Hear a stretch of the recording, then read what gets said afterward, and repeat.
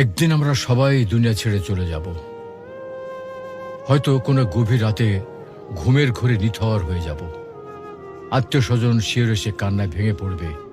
কেউ গোসল করাবে, আবার কেউ কাফনে কাপড় পরিয়ে জানাজার জন্য প্রস্তুত করবে। সবশেষে কবরের মাটিতে শুয়ে দিয়ে সবাই একে একে বিদায় নেবে।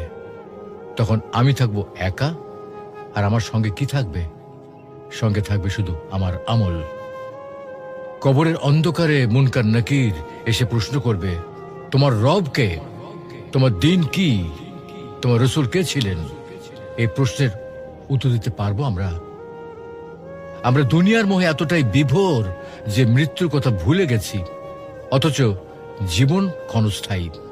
আজই সময়ে প্রস্তুতি নেওয়ার, নিয়মিত সালাত আদায়, আল্লাহকে স্মরণ এবং পাপ থেকে দূরে থাকা, আর এগুলি হচ্ছে আমাদের কবরের সঙ্গী। তো আসুন দুনিয়ার মোহ ছেড়ে আল্লাহর পথে ফিরে যাই। মৃত্যু সেই একাকী রাত আমাদের জন্য শান্তির রাত হোক।